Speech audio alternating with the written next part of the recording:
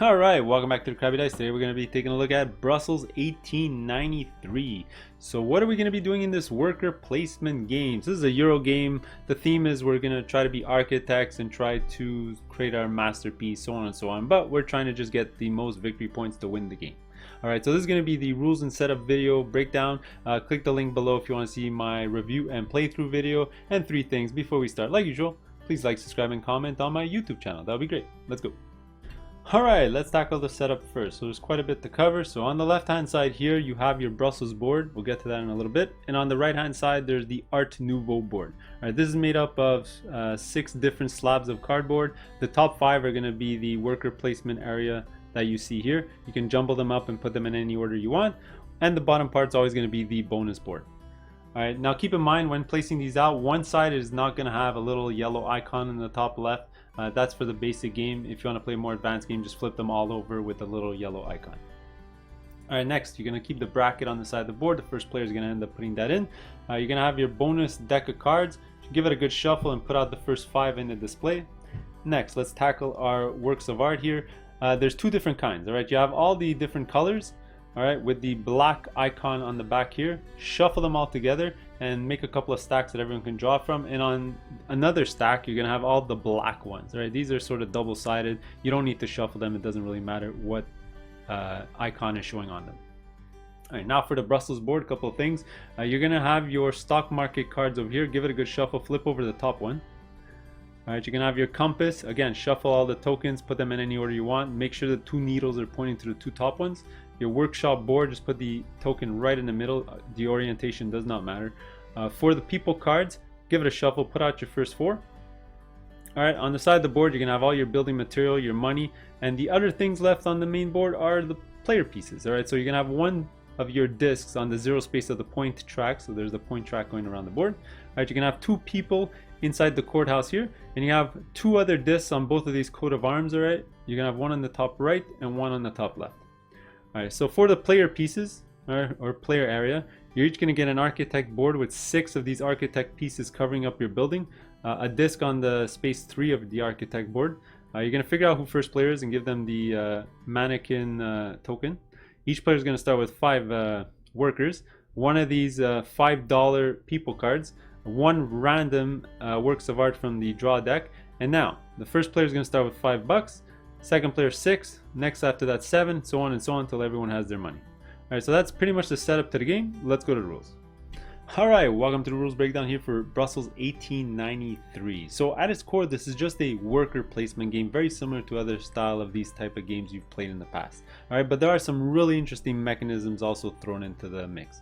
Alright, most of them deal with these with the Art Nouveau board on the right over here, and this, you know, includes a couple of things. First of all, the first player every single round is going to sort of define the scope of the board.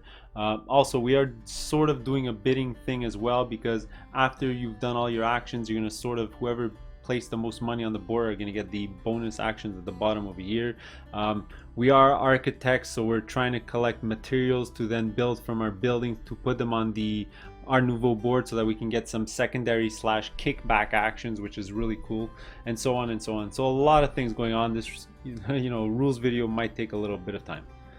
All right, so how I'm going to explain the game is I'm just going to follow the flow of the game. I'm going to go through phase A, B, and C, and at the end we're going to just talk about end game scoring. All right, so let's get started. Alright, so the first phase every single round is only done by the first player, and that's the person with the mannequin token. Alright, so what they're going to do is they're going to flip over to the next stock market card. At the start of the game it's already flipped over, but they're going to look at this card, and with this card they're going to define what the play area or worker placement area is going to be for the whole round. Alright, and that's dictated by this bracket. Alright, so let's look at the anatomy of this card so I can explain to you. Alright, so the player count is on the left here. So the rows you're paying attention to only include your player count. So let's say I'm playing a 3-player game, I'll look at 2-3 and 3-2. But if I was playing a 5-player game, I'm looking at 1-3 or 3-1. Alright, for example. Now, the way these numbers work is the number on the left is the row and the number on the right is the column. Alright, so let's say I'm simulating a 3-player game. Alright, I have to decide whether to put the bracket at intersection 2-3 or at 3-2. Alright, so let's look at the board over here. You might not have noticed before, but there are row numbers over here. So these are the row numbers, and over here are the column numbers. So 2, 3 would be 2 and 3, which would be this intersection here. Or 3, 2 would be 3 and 2, which would be this intersection here. So the first player has to decide whether he wants to put the bracket here or here. Now, the rules of playing the bracket are that you must always include the largest area. So for example, if you want to choose this intersection here, you must place the bracket this way, because this includes 9 worker placement area, and the other ways, like for example, this would be only 6, this would be only 4, this would be only 6, so you must place it like this. You'll get used to this after a while, but that's how it works. All right, so essentially what the first player would do using this card is either pick these 9 to be played with this round, or if you chose 3, 2, you'd place the bracket like this to play with these 9 over here. So that's just the decision that player has to make, and after he makes that decision, you're going to move on to the worker placement, which is the next phase. Alright, so phase B is the worker placement phase of the game, and that's where you're going to be spending a bulk of your time while actually playing the game. Alright, so the way the phase is structured is that the first player is going to start, they're going to perform an action, it'll move to the player to his left, they're going to perform an action, you're just going to keep looping around the table till everyone's passed. Alright, now let's tackle the actual placement rules before talking about the actual actions. Alright, so there's 2 different areas where you can place your workers, and the rules are slightly different between the 2. So there's the Brussels board up here, there's 4 spots to place your workers, and then there's the Art Nouveau board, where we already said in the previous phase that the actual placement area is defined by the bracket. Alright, so let's tackle the Brussels board first. And the way this board works is the first person to go to a spot, they're going to put their worker and they're going to perform the action right away. Now, if another person wants to perform the exact same action, they're going to have to send more workers than the next or the previous highest amount. So let's say green also wants to perform that action. They would have to put 2 workers and then perform the action. The next person would have to put 3 and so on. Alright, so there's 4 different spots and they all work the exact same way. Now there is a note in the top left over here. It's a little confusing, but in a 4 and 5 player game, very, very important, these spots are all doubled up. So technically the first 2 players to perform each of these actions only cost 1. The 3rd and 4th person would cost 2 workers, and so on and so on. So the way I like to sort of organize it is the first person is going to put their worker on the card, and the next person I like to put above the board, right above, to make it like a second group, which is like a second card. Alright, so and then you would add a second worker to either of the cards, and so on and so on and so on. Alright, so those are the placement rules for the Brussels board. Now for the Art Nouveau board, again, the area, very important, is only where the bracket is shown. Alright, so in this scenario here, we're only playing with these 9 worker placement spots. Now, unlike the worker spots of the Brussels board, these ones are blocked as soon as somebody goes to one of the spots, and each of the spots are dictated by a colored square. Alright. Another very important rule is you cannot send a worker without any money to these spots. All right, when you put a worker, you must put at least a coin with the worker. You can put as much as you want, but you must have at least 1 coin. And that's because at the end of a round during the resolution, we're sort of also doing a bidding game here where the person with the most money is going to get one of these bonus cards down here. All right, so let's say in this scenario, I would put my worker with 2 coins and then I would perform the action. Alright, and that spot would be blocked for the rest of the round. Alright, so the first group of actions we're going to tackle are the ones from the Brussels board because they're much simpler. Alright, so let's do them one at a time. So the first action over here is getting 3 wild white cubes. We're going to talk about these later when we talk about building our sort of building. Alright, the next spot over here is gaining money. And there's a question mark because what you're going to have to do is look at the stock market card and gain the amount of coins indicated on top of the card. So here there's 5. You take 5 coins from the general supply and add it to your personal supply.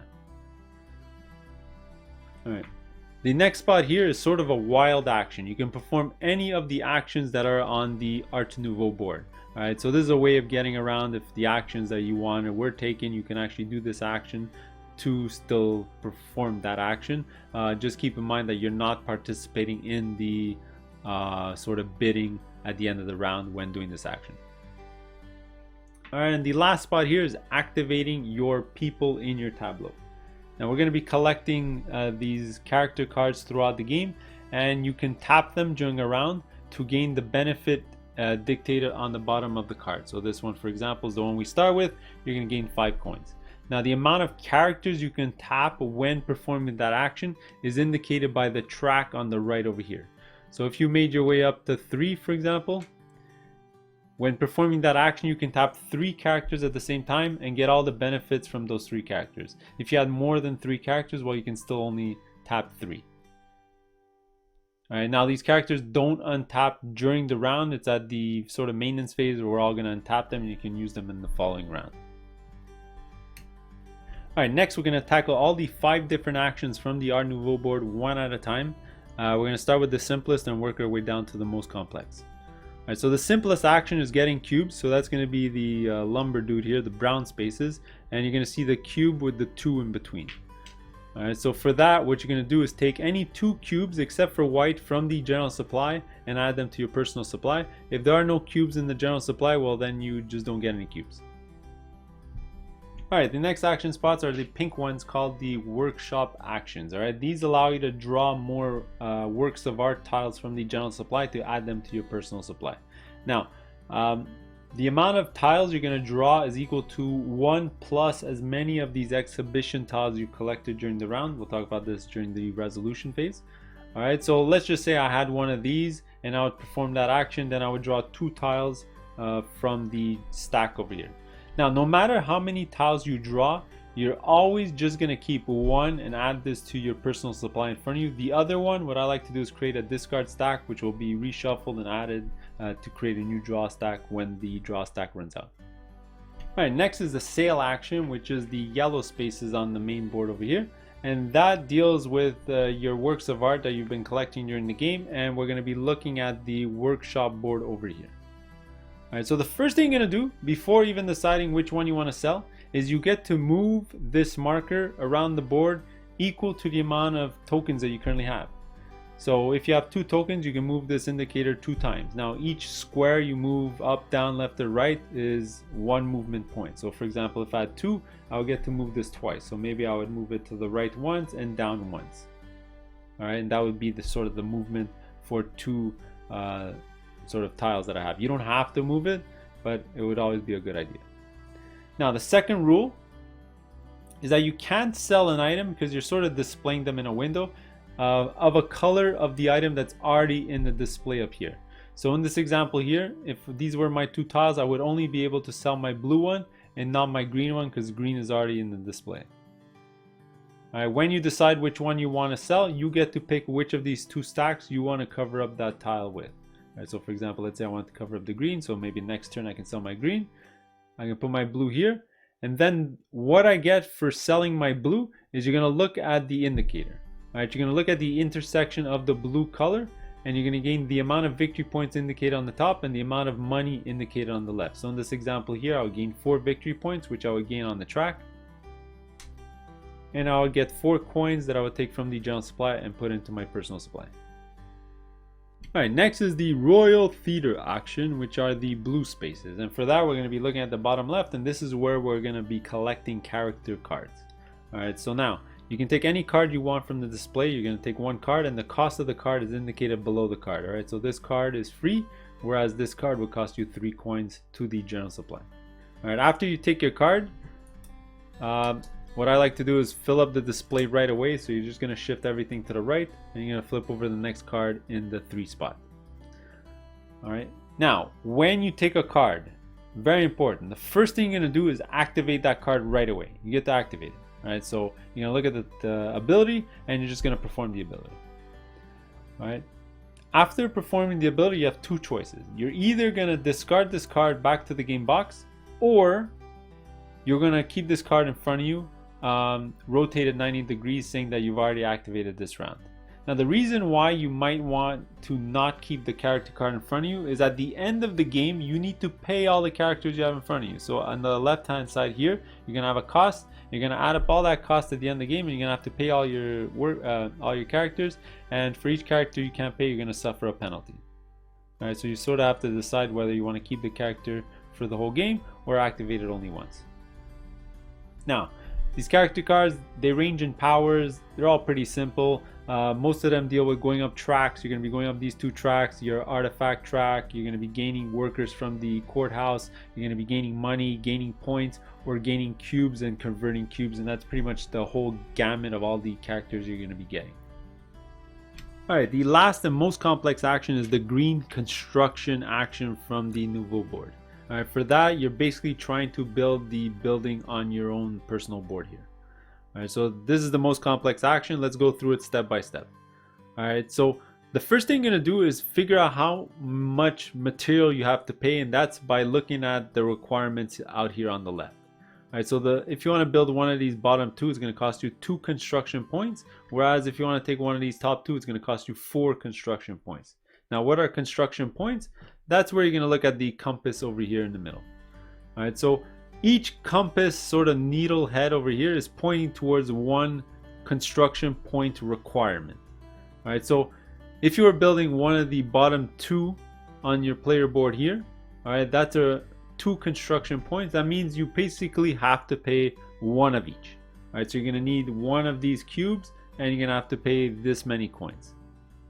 Alright, now if you are building a 3 or 4 construction point building, then you have to pay 1 of one, 1 of the other, and the excess can be from either one. Alright, so let's say you were building 4 construction points worth of a building.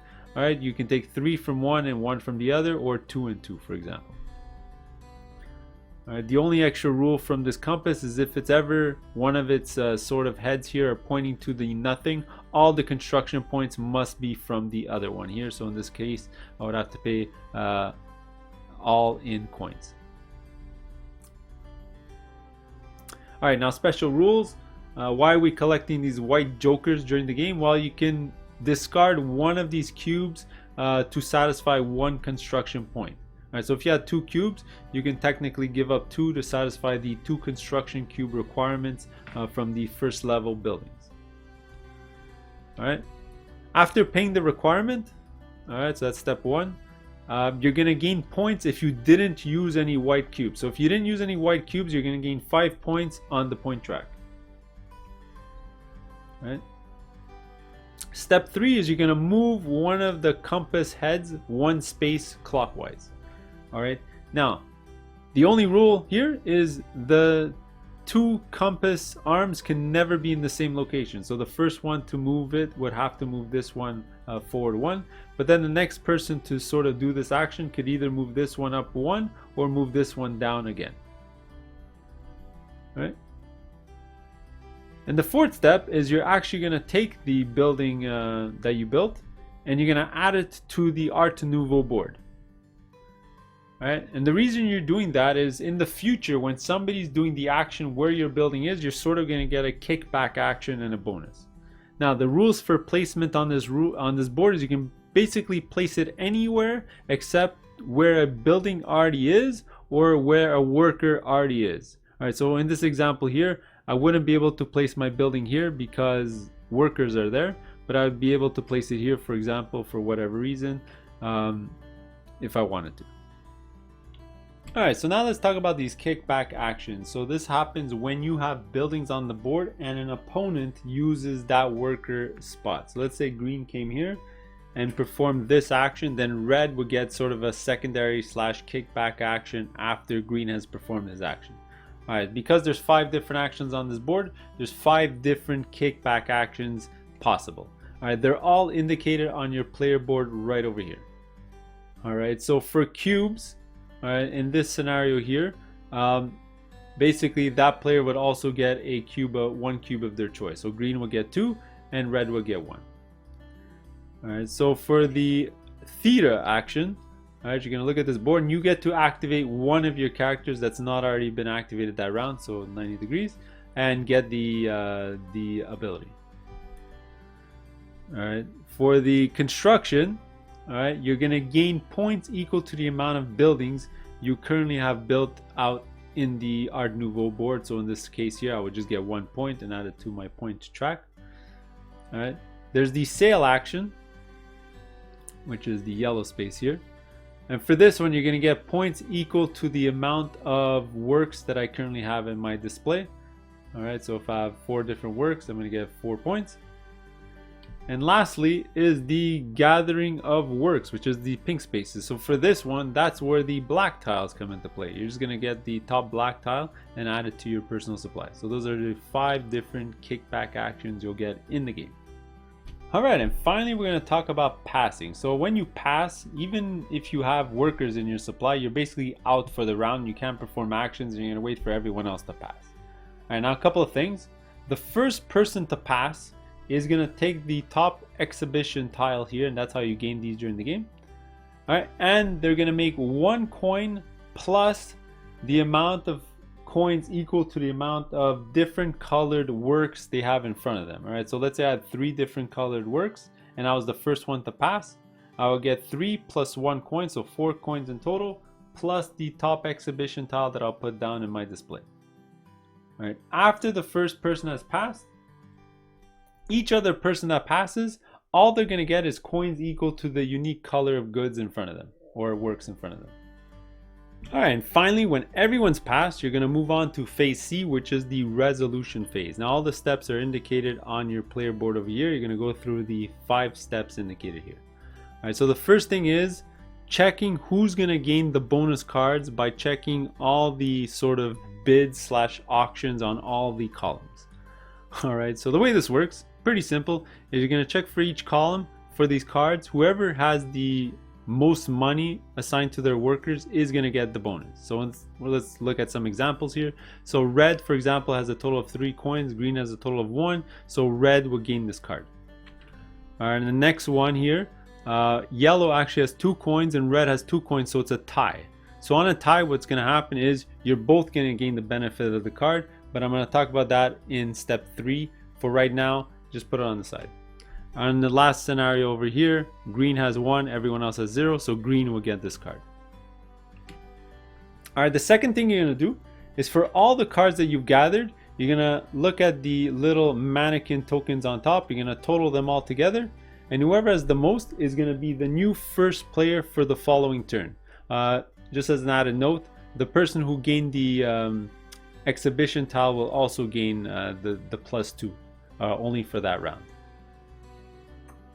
Alright, in case of a tie, you're going to rotate from the current first player. So let's say first player had 4 and third player had 4. Well, then this token would rotate to the third player and he would be first player next turn. After that, step 3 is you're going to activate your bonus tiles. Alright, now let's talk about what happens on a tie first. Now on a tie, let's say everyone tied on this one, or yellow and red tied on this card. You have no choice. The benefit you're going to gain from the card is you're going to activate the card, let's say gaining a shield on the track there, and then you're going to discard this from the game. Alright, so you're going to activate the bonus and then discard it. Now, if you gain solely the card, you have 2 choices. You're either going to do the same thing, activate the card for the bonus and then discard it from the game, or you're going to tuck the card into your tableau to gain victory points at the end of the game. Alright, so let's look at that. So the way this works is you have 4 end game objectives on the right hand side of your board over here. We're going to talk about this during end game scoring, but what you can do is tuck in a card into any of these 4 slots.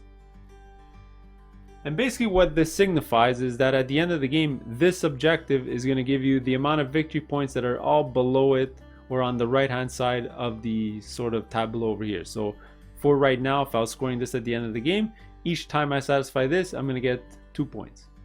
Right? And you can keep adding to the same stack in the future. You don't have to add to a new stack.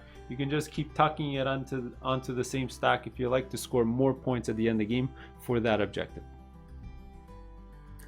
Alright, after everyone's dealt with their bonus cards, whether discarding them or putting them in your tableau, alright, the 4th thing you're going to do is you're going to score the shields from the Art Nouveau board. Alright, so you're going to look at the shields that have 4 workers completely surrounding it. Alright, so in this scenario over here, there's only 2. So this one has 4 around it, this one has 4 around it, but this one and this one don't have 4 around it. There's some empty spaces. For those ones, the person with the most workers around that shield is going to score extra bonus points. So in this scenario here, red would score extra for this shield here because they have 2 and everyone else has 1. And they would also score extra here because they have 2 and everyone else has 1. And the amount of points you're going to score, look at the icon, is going to be where you are on the track over here. So let's say I was on 3. I will gain 3 points for this one and 3 points for this one. I'll go 6 on the track. Alright, and the fifth and final step, you're going to look here with the little character with the line through him, is you're going to see the person with the most workers on the Brussels board here. So just tally it up. So green has 3, yellow has 3, and the person or persons with the most are going to add one of those workers into the courthouse. So in this scenario here, both green and yellow will lose a worker and it would add it to the courthouse. Alright, and finally at the end of the round, before you start the next one, you're going to sort of have a general cleanup. Alright, you're going to follow the same steps. First, you're going to return all your workers back to the players. Keep in mind, you're never returning the workers from the courthouse. These guys are locked until you sort of unlock them with a power or a person or something, whatever. Alright, so everyone's going to take back their workers. Next, we're going to clean all the coins from the Art Nouveau board. You're going to leave the buildings, obviously. And these coins are going to be sent back into the general supply. Alright, next you're going to discard the top stock card and just remove it from the game. For the people, you're going to remove the character that's in the 0 space and shift everyone over and refill it with a new one. Alright, for the bonus cards, remove all the cards from the display and refresh with 5 new cards. And lastly, you're going to flip over the new exhibition tile and you're ready to start the next round. Alright, and finally we get to talk about endgame scoring. So the first thing you're going to do is pay your character cards. Alright, so like we mentioned already in the video, is you're going to look at your character cards and they're going to have costs over here and you're going to total all that up and you're going to have to pay that to the bank. Now for every character you cannot pay, alright, usually you pick the lowest ones, alright, you're going to lose 5 points. Alright, so you're just going to move your track down 5 points. Right, for each one. So if you can't pay 2, you'll lose 10 points, for example. And after that, you're going to look at your board and you have to score a bunch of things. All right, next you're going to score your architect board over here. All right, so you have your point scoring per architect piece on the left here. So if you build all 6, you're going to look 6 times the value that's here. If you built only 3, you're going to do 3 times what the value is here. All right, so here would be 6 times 6, 36 points. After that, you're going to score all your bonus points on the bonus tracks over here. So this is for every 4 gold you have left over at the end, or money, you're going to score a point. All right, plus all the bonuses that you have here. Here's for each good or works of art that you have left at the end of the game, you're going to score 1 point. But remember, you can add bonuses. So in this case, it would be 3 per every work of art that I have at the end of the game. So technically, this would be 9 points. Alright, after this is for each character card that you have. Alright, so this is a point plus the bonuses. Alright, and this is for the workers that you have left at the end of the game. So if you have 3 or plus, you're going to score, for every 3 workers you have left, you're going to score a point. Alright, also when you look at your board, if you've uncovered the top 2 spaces up here, you'll score 5 points each for those. Alright, after that you're going to score 1 point for each material you have left, except for white. White is useless. And then finally, whoever has the mannequin token at the end is going to score an extra 5 points. Alright, you're going to total all that up. Whoever's the most points is going to win the game. Alright, so those are all the rules. There's quite a bit. We'll see you on the next one. Later.